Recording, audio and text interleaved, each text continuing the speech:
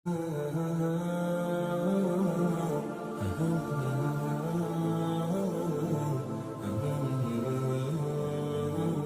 و نصلی علی رسولہ الکریم اما بعد۔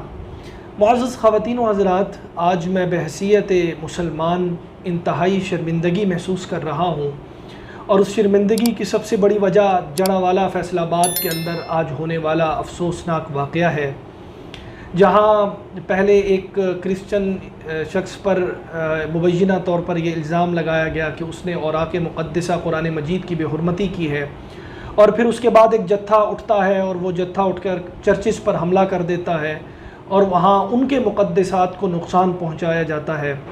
بحیثیت مسلمان، بحیثیت پاکستانی، میں پاکستانی کرسچنز کے سامنے انتہائی شرمندگی محسوس کرتا ہوں، اور ان کو یہ باور کروانا چاہتا ہوں کہ وہ اکیلے نہیں ہیں، ہم بھی ان کے ساتھ ہیں۔ جہاں کہیں بھی یہ سب کچھ ہوا، سامعین مکرم، دین اسلام کی کبھی بھی یہ تعلیمات نہیں تھی۔ حضور علیہ الصلوۃ والسلام نے تو یہ فرمایا کہ اگر تمہارے ملک کے اندر کوئی اقلیت رہتی ہے، اس کی مال، اس کی جان، اس کی آبرو کی حفاظت تم پر فرض ہے۔ تو جہاں ہم پر ان کی جان آبرو کی حفاظت فرض تھی، ان کی مقدسات کی حفاظت فرض تھی، آج ہم نے وہاں حضور علیہ الصلوۃ والسلام کا نام لے کر ان مقدسات کو جلایا، ان مقدسات کو توڑا اور ان کو نقصان پہنچایا، اور نعرہ ہم حضور علیہ الصلوۃ والسلام کا لگا رہے تھے۔ یہ قطعاً اسلام کی تعلیمات نہیں ہے۔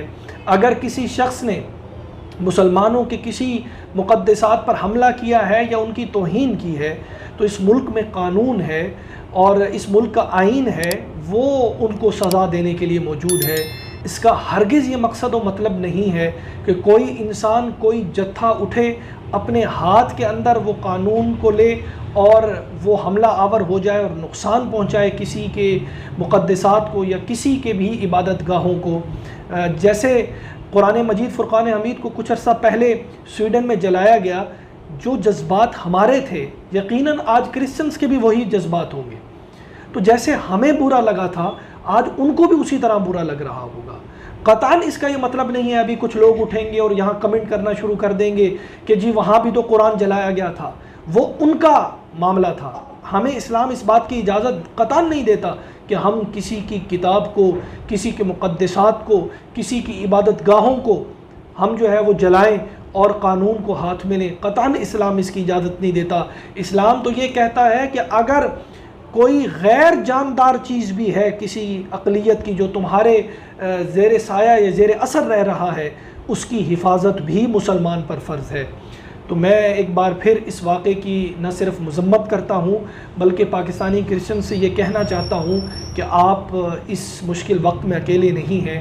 ہم سب مسلمان، ہم سب پاکستانی آپ کے ساتھ ہیں، اور حکومت وقت سے یہ مطالبہ کروں گا کہ جو لوگ بھی اس غیر قانونی عمل کے اندر اور غیر انسانی عمل کے اندر، غیر مذہبی عمل کے اندر شامل تھے، ان کو قرار واقعی سزا دینی چاہیے، اور اگر کسی نے بھی اوراق مقدسہ کی دوسری طرف سے توہین کی ہے، ان کو بھی سزا قانون اور آئین کے تحت دینی چاہیے۔ اللہ رب العزت ہم سب کو دین سمجھنے، اس پر عمل کرنے کی توفیق عطا فرمائے، اور ہم سب کو ایک ہو کر اس ملک کی بقا اور اس کی سالمیت کے لیے کام کرنے کی توفیق عطا فرمائے۔ وآخر دعوانا ان الحمد للہ رب العالمین۔